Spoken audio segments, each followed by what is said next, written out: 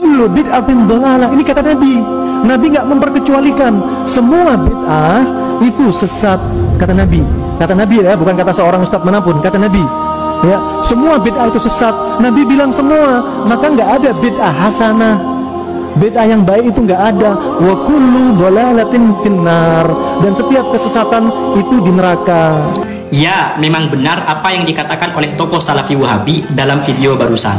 Tetapi untuk memahami hadis ini, kita tidak boleh menggunakan akal pemahaman kita, sebab kita bukanlah ahlinya di dalam ilmu hadis. Bisa jadi tokoh Wahabi barusan merujuk pendapat ulama Wahabi lain yang juga berpendapat sesuai dengan pemahamannya sendiri. Kalau kita buka kitab-kitab Wahabi seperti karangan Syekh Abdul Aziz bin Abdullah bin Baz, beliau berfatwa dalam kitab Fatawa Nurun ala Darbi bahwa umat Islam ini dilarang keras mengatakan ada perbuatan bid'ah hasanah, sebab kata beliau hal itu dapat menyelisihi hadis Rasulullah sekaligus dapat menyakiti hati Rasulullah Shallallahu Alaihi Wasallam. Tetapi apakah memang demikian pemahaman yang benar? Ternyata tidak. Hadratus Syekh Haji Hasyim Asy'ari dalam kitab Risalah Ahlus Sunnah wal Jamaah mengutip pendapat Syekh Izzuddin bin Abdus Salam. Perlu digarisbawahi bahwa beliau adalah sultanul ulama, yaitu rajanya para ulama. Tentu pemahaman hadis beliau jauh lebih kredibel dan lebih ahli ketimbang ulama-ulama Wahabi. Bahkan pendapat ini juga dikutip oleh Al-Imam Ibnu Hajar Al-Asqalani dalam kitab Fathul Bari Syarah Sahih Al-Bukhari. Beliau berpendapat dengan tegas bahwa kita dilarang mengatakan seluruh perbuatan bid'ah adalah bid'ah sesat atau bid'ah dhalalah, sebab pemahaman yang benar adalah, kata beliau, bid'ah ini terbagi menjadi 5 bagian. Yang pertama, bid'ah wajib, yaitu bid'ah seperti mempelajari ilmu nahwu, sorof, atau ilmu lain yang dapat membantu pemahaman kita di dalam memahami Al-Quran dan hadis. Yang kedua, bid'ah yang sifatnya haram, yaitu bid'ah yang datang dari golongan Qadariyah, Murji'ah, Musyabbihah, dan Mujassimah.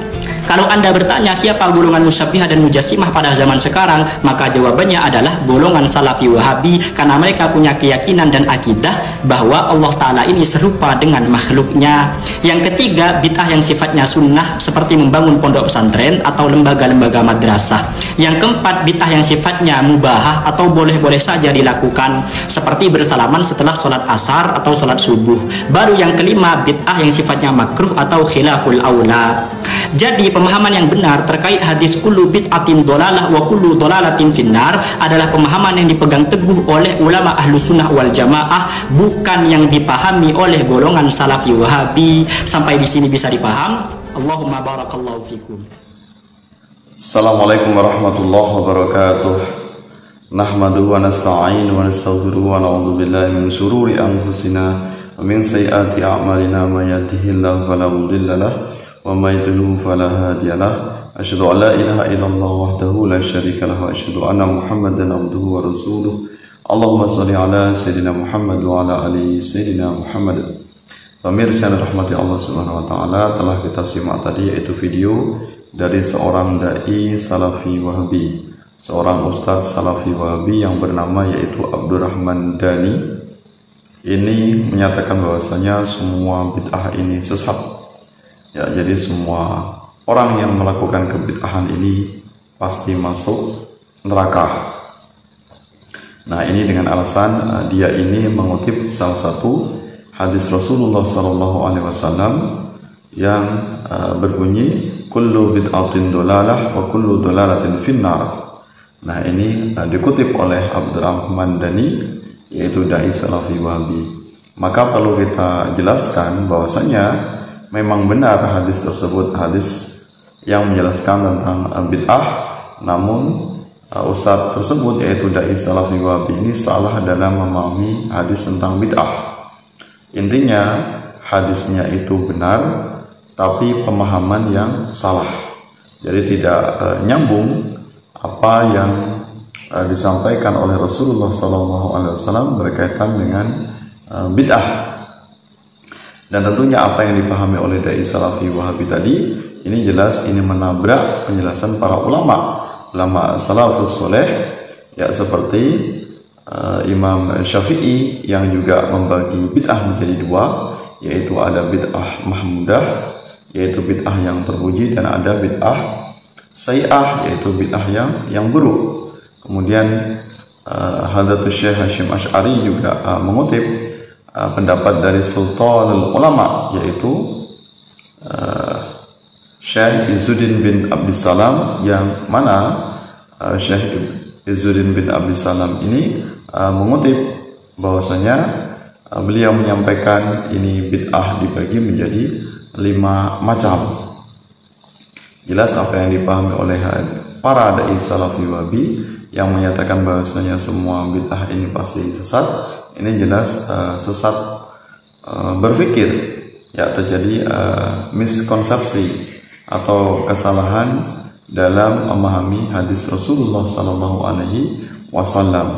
Kalau kemudian mengatakan bahwasanya semua bid'ah ini sesat dan tidak ada bid'ah hasanah, jelas apa yang disampaikan oleh dai salafi wahabi tadi, yaitu Abdurrahman Dani, jelas ini berarti menganggap bahwasanya seperti Imam Syafi'i, kemudian Syekh Izzuddin bin Abdussalam, kemudian Ibnu Hajar al-Asqalani, kemudian Mbah Hasyim Asy'ari ini mengatakan yang telah membagi dengan pembagian bid'ah ini berarti dituduh sebagai orang atau kelompok yang salah dalam memahami hadis. Berarti mengatakan para ulama ini sesat semuanya, karena para ulama ini ternyata faktanya mereka ini membagi bid'ah dengan berbagai macam pembagian bid'ah. Jadi tidak sebagaimana apa yang disampaikan oleh dai salafi wahabi yang bernama Abdurrahman Dani tadi. Nah, tadi telah dijelaskan dengan begitu detail oleh Ustadz Aswaja. Ini beliau dengan jelas membantah apa yang disampaikan oleh Abdurrahman Dani, dai salafi wahabi, yang beliau ini menjelaskan bahwasanya Syekh Izzuddin Abdul Aziz bin Abdussalam As-Salami ini ternyata dalam kitab beliau ini memang benar telah membagi bid'ah menjadi 5 macam. Ini dalam kitab beliau yang berjudul Al-Qawaidul Kubra Al-Mawsum Biqawaidil Ahkam Fi Islahil Anam. Ya, nah ini beliau ternyata memang membagi bid'ah ini menjadi 5. Ini penjelasan beliau. Bid'ah adalah melakukan apa yang tidak dijumpai di masa Rasulullah SAW. Hukum bid'ah terbagi menjadi wajib, haram, sunnah, makruh, dan mubah. Jelas di sini bahwasanya bid'ah ini ada beraneka ragam, bukan yang sesat, bukan hanya yang haram saja. Ternyata ada bid'ah yang wajib, ada bid'ah yang sunnah, dan ada bid'ah yang makruh, serta ada bid'ah sesuatu yang baru yang tidak ada di masa Rasulullah. Ini hukumnya adalah mubah. Nah, ini penjelasan lebih detailnya apa yang disampaikan oleh Syekh Izzuddin bin Abdussalam tentang pembagian bid'ah menjadi 5. Ya, di antaranya yaitu contoh bid'ah yang wajib. Ini disampaikan oleh beliau. Yang pertama, sibuk belajar ilmu nahwu untuk tujuan memahami Al-Quran dan hadis Nabi SAW. Jelas ini sesuatu yang tidak diajarkan oleh Rasulullah, tapi ini sesuatu yang wajib, yang bersifat yaitu doruriyah, yang bersifat keharusan yang tidak bisa tidak. Berarti harus difahami tentang ilmu nahwu untuk memahami Al-Quran dan hadis. Kemudian apalagi bid'ah yang wajib, yaitu memelihara bahasa Al-Quran dan hadis yang memiliki arti yang asing, perlu penjelasan yang tepat dan benar. Kemudian pembukuan ilmu usulul fikih. Ya, kemudian tentang al-kalam fi jahri wa ta'dil. Kalam seorang perawi hadis yang menyebabkan periwayatan hadisnya ditolak atau dilemahkan terhadap suatu hadis dengan tujuan untuk membedakan hadis yang sahih dari hadis yang tidak sahih. Nah, ini betapa pentingnya ilmu-ilmu yang demikian ini, yang ini bersifat wajib. Kemudian apalagi contoh bid'ah yang haram. Ya, contoh yang kedua yaitu bid'ah yang haram. Di antaranya golongan Qadariyah, Jabariyah, Murji'ah, dan Mujassimah. Ya, menolak terhadap mereka termasuk bid'ah yang wajib. Ya. Nah, jadi kita semuanya harus menolak beberapa golongan ini karena mereka adalah kelompok yang melakukan keharaman. Di antaranya Qadariyah, Jabariyah, Murji'ah, dan Mujassimah. Yang kita tahu Mujassimah atau Musyabbihah ini adalah di antaranya sekte Salafi Wahabi, karena mereka ini menjisimkan Allah Subhanahu wa Ta'ala, mengatakan bahwasanya Allah ini memiliki jasad, memiliki fisik, atau memiliki raga. Kemudian yang ketiga yaitu bid'ah sunnah. Apa saja contohnya? Memperbaharui pesantren dan madrasah, membangun jembatan, mengerjakan perbuatan bagus yang tidak ada di masa permulaan Islam, mengerjakan sholat tarawih berjamaah, ucapan tasawuf yang mengandung pengertian yang dalam, dan ucapan di dalam perdebatan untuk mencari dalil dalam menghimpun masalah-masalah hukum dengan tujuan mencari ridha Allah Subhanahu wa Ta'ala. Kemudian contoh bid'ah yang makruh yang keempat yaitu pembagian bid'ah, yaitu bid'ah makruh. Menghiasi masjid, menghiasi mushaf. Kemudian ada lagi contoh bid'ah yang mubah, yang kelima bid'ah mubah, bersalam-salaman sesudah sholat subuh dan asar, meluaskan yang enak-enak seperti makanan, minuman, pakaian, tempat tinggal, memakai pakaian panjang, dan meluaskan lengan baju. Nah, ini di antara pembagian tentang bid'ah ini ternyata dibagi menjadi 5 menurut Syekh Izzuddin bin Abdis Salam. Maka apa yang disampaikan oleh dai Salafi Wahabi yang bernama Abdurrahman Dani tadi ini terlalu gegabah, terlalu sempit sekali pemikirannya. Artinya bahasanya hadis Rasulullah SAW ini jelas benar, ya tidak bisa kita tolak.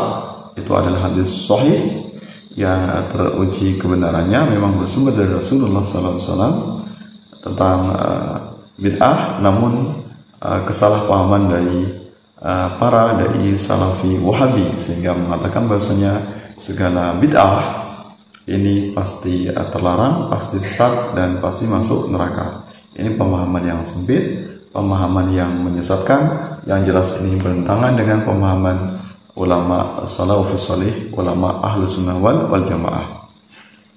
Mudah-mudahan bisa kita pahami, mudah-mudahan kita semakin paham, semakin gamblang, semakin yakin tentang akidah kita, yaitu akidah ahlus sunnah wal jamaah, tidak disesatkan oleh pemahaman dari kelompok Salafi Wahabi. Wallahu muwaffiq ila aqwamit thariq. Wassalamualaikum warahmatullahi wabarakatuh.